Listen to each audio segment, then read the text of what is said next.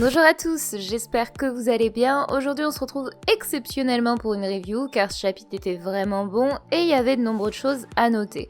Donc je me suis dit que c'était le moment de faire une petite review théorique car ça faisait longtemps et on perd pas de temps donc c'est parti. On commence ce chapitre avec la suite des aventures de la Oh My Family. Ça fait déjà un petit moment qu'on a débuté cette mini-aventure. Le premier en date était au chapitre 948. On est quand même aujourd'hui au 965. Donc je me demande toujours sur quoi cette histoire va déboucher. Forcément ça risque d'avoir un impact sur la suite des événements puisque leur but premier était quand même avant tout de trouver Lola. Sachant qu'il faut pas oublier qu'elle était membre de l'équipage de Moria. Et comme on a pu le voir, de nombreux personnages de Thriller Bark font leur réapparition comme Moria entre autres, Absalom et Perona ou encore l'histoire de Ryuma qu'on retrouve à Wano. Je pense donc pas que ce soit un hasard, cependant gardez quand même à l'esprit que BG est actuellement lié à la Pègre, qui se trouve à Dressrosa et que ce lieu est justement l'ancien QG du boss de ce réseau, c'est-à-dire Doflamingo. Donc qu'est-ce qu'ils vont y trouver, qu'est-ce qui va se passer, hâte quand même d'avoir le dénouement final de cette mini-aventure. Sauf alors ce fameux chapitre riche en révélations avec en introduction un échange entre Toki et Oden sur le bateau de Barbe Blanche. Rien que sur cette première page, on peut déjà noter plusieurs choses. La première est qu'Oden compare le monde à un mochi. Sachant qu'il vient de Wano et qu'il a jamais quitté le pays, ça paraît assez logique. Sauf si on connaît la légende qui entoure cette friandise puisqu'elle est liée à l'histoire du lapin de la lune et que dans les pages suivantes, tout se rapportera à la lune. J'ai trouvé cette référence assez ironique et jolie. La seconde concerne Toki et le fait qu'elle vienne du futur. Elle précise ici qu'elle sait pas exactement où elle est née, mais que ses parents viennent de Wano. Et ça c'est important parce que ça veut dire qu'il y a 800 ans durant le siècle manquant, Wano existait bel et bien et portait déjà ce nom. Enfin, la dernière info que j'ai pu noter sur cette page est que grâce à la carte que tient dans ses mains Oden, on peut voir qu'il y a moins de 40 ans, la disposition du monde était bien la même qu'aujourd'hui et qu'ils sont donc actuellement dans le nouveau monde, ce qui va nous aider un peu à nous situer avec la suite de la traversée. Oden continue donc de nous raconter ses aventures. On peut d'ailleurs voir un peu l'équipage de Barbe Blanche, dont un qui m'a beaucoup, mais alors beaucoup, rappelé Moria. J'ai donc essayé de vérifier les dates, fait une chronologie, etc., etc. Je me suis bien pris la tête. Bref, chronologiquement parlant, ça pourrait pas poser problème, mais Moria avait bien des cornes depuis son enfance, et ici, on distingue pas du tout ça, donc je pense pas que ce soit possible. Mais revenons à Oden qui découvre l'existence de la marine, et là, Barbe Blanche fait la réflexion que Wano est encore un pays libre. Et cette phrase, pour moi, a plusieurs sens, car de base, Wano est tout sauf libre, puisqu'à cette même époque, personne n'était censé y entrer ni y sortir. De l'autre, la partie intéressante se trouve du côté du gouvernement. On sait qu'il est actuellement lié à Wano avec le CP0 depuis la prise de pouvoir d'Orochi. C'est d'ailleurs probablement de cette manière qu'ils peuvent autant se ravitailler en granit marin et construire des armes. Et Hawkins le dit bien, c'est à Wano qu'on y trouve sa source et seuls les artisans du pays peuvent raffiner à la perfection du granit marin. La question est désormais de savoir si le gouvernement est lié à Wano depuis la prise du pouvoir d'Orochi ou si c'était bien avant son règne. On verra bien, en tout cas, on se dirige désormais dans la deuxième année du voyage d'Oden. Il semble être sur une île enneigée, entourée de champignons géants, ce qui rappelle beaucoup ceux vus sur Green Beat, ou encore Alice au Pays des Merveilles. C'est ici qu'Oden est nommé commandant de la deuxième flotte de Barbe Blanche. On comprend alors qu'après lui, ce sera donc Ace. Et là, j'ai eu l'impression que cette place portait pas vraiment bonheur, car le détenteur reste pas vivant très longtemps. Mais bref, sinon, on découvre la naissance de Momonosuke, et pour moi, pas de surprise, parce que c'est ce que je vous expliquais il y a quelques temps, de par la chronologie, c'était pas possible pour Oden de rencontrer Toki à Wano, et qu'il était certain qu'Iori et Momonosuke étaient nés durant l'expédition d'Oden sur le bateau de Barbe Blanche. Et ici, c'est une chose donc qui s'est confirmée. Il nous précise ensuite qu'il nomme cet enfant Momonosuke en référence à l'homme le plus fort du monde. Moi, à cette époque, Toki devait pas très bien voir le futur, parce que les prouesses de son fils, c'est pas du tout ça. En plus, Izu, qui ajoute qui devraient retourner à Wano pour leur sécurité, pour le coup quand tu sais ce qui leur arrive à leur retour, valait mieux éviter. Mais bon passons, car Oden dit qu'il n'a pas trouvé la réponse à ce qu'il cherche, et moi j'ai cherché à savoir ce qu'il cherche lui. Du coup je me suis demandé si forcément c'était pas lié à son aptitude à lire les poneglyphes, ou encore savoir pourquoi Wano était fermé au reste du monde, ou plus simplement voyager et comprendre le vaste monde qui l'entoure, lui qui disait toujours qu'il était trop à l'étroit à Wano. En tout cas je pense qu'Oda risque à la fin des aventures d'Oden viennent de conclure peut-être son voyage sur la fameuse réponse qu'il cherchait tant. Et l'aventure se poursuit et c'est ici qu'on y découvre un orphelin qui n'est autre que notre petit Teach. On peut noter qu'à cette époque, il avait toutes ses dents, mais bon, Oda nous avait déjà donné un petit aperçu de son design où on le voyait en train de pleurer devant un croissant de lune, ce qui pouvait déjà faire écho à l'époque à Wano. Il se trouve dans une ville au nom inconnu qui semble pas habituée à croiser des pirates mais davantage des pêcheurs comme le fait remarquer Barbe Blanche. On peut voir cependant les toits voûtés qui rappellent un peu Water 7 je trouve, et le décor celui plutôt de Mocktown, mais pour l'instant aucune idée de sa véritable origine. Après avoir embarqué, Oda continue de nous montrer des îles inconnues, donc ça j'ai beaucoup aimé, dont une possédant des fleurs très étranges qui m'ont rappelé les balles de chiens. Vous savez les balles en caoutchouc qu'on donne aux chiens, mais bien évidemment je pense pas que ce soit ça, mais j'arrive toujours pas à savoir ce qu'elles représentent. Je sais que je connais ce truc, mais impossible de mettre un nom dessus. Donc si vous avez des idées, n'hésitez pas à me les laisser en commentaire, j'en serais ravie et je veux vraiment savoir ce que c'est ce genre de boule là. Cependant, on peut voir un petit détail important en bas de la photo, on y remarque une plante très particulière et emblématique de Little Garden. Je sais pas pourquoi Oda l'a placée ici, mais je pense pas que ce soit anodin. Après toute la visite de ces îles, on retourne du côté de Wano, où le cœur du chapitre débute, puisqu'on y apprend énormément de choses. Un personnage capital fait son apparition, on comprend la manière dont Orochi est parvenu au pouvoir, les noms des différentes familles des daimyo, etc. Donc ici, on va procéder par étapes.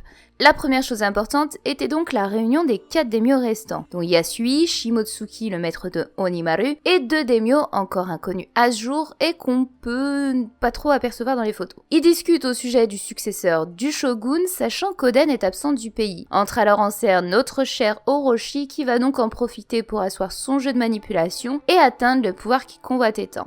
Alors cette scène, je l'ai simplement aimée pour une chose, cette toute petite case avec notre maître à tous, Yasui, paix à ton âme. Comment vous dire à quel point je surkiffe ce perso? C'est hallucinant sous son intelligence, son charisme, sa gentillesse. J'ai juste pas les mots pour ce type. Je l'adore et de le revoir comme ça, suspicieux à souhait, lui qui savait tant de choses, ça m'a vraiment mis des frissons de dingue à chacune de ses apparitions dans les chapitres. Parce qu'à ce moment-là, on le voit dans le passé et c'est vraiment maintenant que vous voyez, on comprend toute la relation entre lui et Orochi durant le chapitre de sa mort. Et comme je vous l'avais déjà dit, ce chapitre était pour moi l'un des plus beaux que j'ai pu lire de One Piece. Du coup forcément, dès que je revois Yasui, je suis quand même en kiff forcément. De plus, faut quand même pas oublier les dires d'Oden dans les précédents chapitres. Le seul qui devait succéder au titre de Shogun, c'était Yasui, aussi bien aux yeux du peuple qu'à ceux des Kozuki. Du coup, j'ai eu un petit pincement de savoir que ce sale bâtard d'Orochi lui avait fait tout ça, mais bon, on comprend quelques pages après les vraies raisons qui ont poussé Orochi à être si diabolique, et tout ceci n'était en réalité qu'une machination de la part d'une femme ou d'un homme, je sais pas trop, tirant les ficelles et manipulant le petit Orochi tout candide. Et c'est ici que tout, mais alors vraiment tout, devient intéressant. Elle se trouve aux côtés d'un joueur de shamisen, ce qui marque ici une scène importante pour Oda. Elle semble pouvoir prédire le futur puisqu'elle promet à Orochi de le mener au pouvoir, et c'est chose faite aujourd'hui puisque c'est précisément la même scène qui va se produire dans l'imagination d'Orochi et lorsqu'on le retrouve 30 ans plus tard. Elle lui présente d'ailleurs un fruit qu'on pourrait à ce moment-là penser comme étant celui du Yamata no Orochi, mais on n'y voit pas des spirales comme sur les autres fruits habituellement. Alors est-ce que les Zoan mythiques se distinguent de ceux des autres? À voir dans le futur. Elle possède également le pouvoir du Manemane no Mi, le fruit du démon actuel de Bonchan, et ce qui est étrange est qu'elle était en mesure de prendre l'apparence aussi bien de Sukiyaki, le père d'Oden, ou encore celle qu'on pourrait imaginer comme Shiki étant jeune, ainsi que celle d'une femme dont on connaît pas vraiment l'origine, alors peut-être Shinobu selon Denshaku, un de mes abonnés, je sais pas trop, sachant que pour utiliser ce pouvoir il faut toucher le visage de la personne, ça peut aussi signifier que c'est un personnage qui doit forcément avoir été vu à plusieurs reprises sans qu'on ne s'en rende véritablement compte, mais surtout, Oda nous montre très clairement l'importance des faux semblants dans cet arc. Et ça c'est exactement ce que je vous expliquais depuis le commencement de Wano, on ne peut se fier à quiconque à partir du moment où nous sommes dans un théâtre. Au-delà de tout ça, cette femme, oui je vais dire cette femme parce que je vais trop galérer tout le long de la vidéo, possède un design bien particulier. La première référence pourrait être celle de la sorcière des montagnes nommée Yama Uba, connue pour sa capacité à changer d'apparence. Mais la seconde est encore plus intéressante. Oda nous avait déjà donné un aperçu dans le chapitre 961 avec un personnage random. Mais quand on comprend à quoi ce costume correspond, on peut commencer à se dire « What the fuck, qu'est-ce que tu fous beaucoup Oda, car il provient du rituel nommé Ushino Tokimeri. Il consiste à tuer des gens en plantant des clous dans une poupée à l'effigie de la victime accrochée à un arbre sacré. Il est pratiqué généralement par une femme vêtue de blanc et couronnée de fer et de bougies, soit exactement la description de cette femme qu'on voit dans le chapitre. Mais ici, la référence au clou est très importante, parce que c'est de cette manière qu'Oda introduit l'origine du granit marin à Wano à travers les mots d'Hawkins. Et en parlant d'Hawkins, c'est justement ce personnage qui procède à cette magie, et qui utilise par ailleurs un pouvoir bien particulier face à Luffy et Zoro, puisque son attaque nommée, j'ai plus le nom, pourrait beaucoup rappeler le design de cette femme aux côtés d'Orochi. Mais Hawkins n'est pas le seul lien qu'on peut faire avec les poupées. Et c'est Brook dans les tout premiers chapitres de Wano qui peut nous aider à le comprendre. Il dit qu'après son inspection, il aurait trouvé dans une pièce souterraine là où logerait un poneglyphe des centaines de poupées. Ce à quoi Shinobu se questionne sur le fait qu'il puisse s'agir de Kokeshi. Sachant désormais le lien avec cette vieille femme, Orochi et cette légende, ça pourrait expliquer pourquoi cet endroit y abritait ces fameuses poupées. Mais la chose la plus folle au sujet de ce rituel est qu'il se nommait Ushimitsu Meri, car la praticienne est toujours accompagnée d'un bœuf et que ce rituel est mené au cours de l'heure du bœuf. Et forcément, quand je dis ça, ça m'a ramené au mystérieux Ushimitsu à Wano qui distribue l'argent à Ibisu. Alors pourquoi Oda a-t-il relié cette femme à Ushimitsu? J'ai une petite idée, mais pour le moment je préfère quand même la garder et voir avec la suite des chapitres. Donc si vous avez quelques petits trucs en tête, n'hésitez pas à les laisser en commentaire. Au-delà de son design, c'est elle qui nous apprend beaucoup plus sur le passé d'Orochi et la manière dont il deviendra le futur shogun de Wano Kuni. Elle va ainsi nous raconter l'histoire du grand-père d'Orochi et forcément ça m'a fait sourire. Puisque souvenez-vous, dans mes toutes premières théories sur l'histoire du Japon et l'origine de l'emblème des Kozuki, je vous parlais de l'importance d'un homme qui était pour moi le grand-père d'Orochi. Celui dont il aurait hérité de sa volonté pour devenir shogun et dont il vouait un grand respect et admiration. Et aujourd'hui avec ce chapitre, ça c'est totalement confirmé. Et cette partie éclaircit d'autant plus les raisons qui ont poussé Orochi à vouloir tuer Momonosuke et vouloir épouser Lohiran. Tout simplement la descendance. En s'assurant de faire disparaître tous les Kozuki et en ayant à son tour un enfant, il assurait ainsi de transmettre son nom au futur shogun. Mais dans tout ça, le plus ironique, c'est que finalement, si Lohiran était bel et bien Iori, le sang des Kozuki aurait malgré tout perduré. C'est ça qui va nous ramener du coup aux différents clans à Wano, puisqu'ici, Oda nous dévoile enfin les noms de famille de tous les daimyo. Et ils sont tous associés à la fois à la météo et à la lune, à l'exception des Kurozumi. Ce qui confirme une nouvelle fois deux de mes hypothèses. La première date d'il y a plus d'1 an et demi, où je vous disais que tout se reliait à la lune, et que les symboles des Kozuki pouvaient avoir une double signification, celle que l'on nommait le Kuyomon, c'est-à-dire les 9 phases de la lune associées à un mois du calendrier. J'y avais d'ailleurs ajouté les Mikazuki qui signifiaient croissant de lune. Et ici, on retrouve bel et bien ce concept avec les noms des daimyo, Shimotsuki qui représente le 9e mois lunaire, ou encore le dernier en date, Uzuki, qui symbolise le 4e mois lunaire et qui se traduit par fleur de lapin. De l'autre, j'ai poursuivi cette théorie dans le live de Goji où je vous disais qu'à Wano, chaque région était régentée par un clan daimyo et que chacun d'eux serait associé à la lune et la météo. Toi, t'avais une théorie sur les familles de la lune. Oui. Vas-y, si tu veux en Parce parler. qu'en fait, on a remarqué que Ryuma c'était Shimotsuki. Shimotsuki, c'est ça? Ryuma, son Lune épithète, c'était Shimotsuki, comme on en parlait. Shimotsuki. Voilà. Donc là, c'était lune gelée. Donc il est lié à Ringo avec le cimetière enneigé. Donc là, on est dans le côté hivernal avec la neige, le truc, Froid et lune tout. gelée, etc. Mm. Sauf qu'on remarque aussi que de l'autre côté, il y avait la famille Kozuki.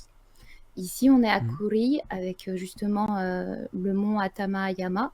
C'est Il ça. y avait l'arbre de fleurs de cerisier, la pêche avec Momonosuke, enfin tout ce qui est en rapport avec les fleurs de cerisier, je dirais C'était le le printemps. printemps. J'ai capté, je me suis dit, bah il y a peut-être, en plus Kozuki, ça signifiait lune aussi, quelque chose avec lune. Alors, ça dépend, il y avait plusieurs significations. Il y avait clair de lune, il y avait lune rouge. Ça dépendait des traductions, mais en tout cas, le clan Kozuki, c'est totalement lié à la lune. Sans compter qu'ils avaient surtout l'emblème qui était un croissant de lune.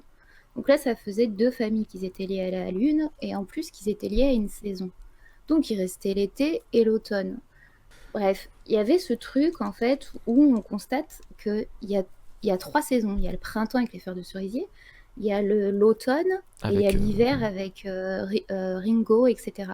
Ouais. Donc on s'était posé la question si en fait il n'existait pas 4 clans de famille. Les Shimotsuki, les Kozuki, en fait chaque clan de lune qui correspondaient à chaque saison. Et dans ce chapitre, ça se confirme totalement puisque chaque des mots est bel et bien associé à une région et chaque région est associée à son climat. Ringo était l'hiver avec les Shimotsuki, Akumai l'automne, etc., etc. Donc j'ai vraiment hâte de connaître les origines désormais des autres familles pour compléter tout ça, car il n'y a plus l'ombre d'un doute que la lune sera le point culminant de cet arc. C'est ainsi que la mort du père d'Oden conclut la partie sur Wano dans ce chapitre, sans savoir ce qu'il advient de cette femme, qu'on risque probablement de revoir et qui marquera probablement l'arrivée de Kaido dans les prochains chapitres, et qui expliquerait comment Orochi aussi est parvenu à pactiser avec un monstre pareil. Enfin on termine avec les dernières pages qui reprennent la traversée d'Oden, entamant sa 3e année en mer. On y voit la naissance d'Iori qui, contrairement à son frère, n'a pas eu toute une page consacrée à son arrivée, mais seulement une toute petite case bichette.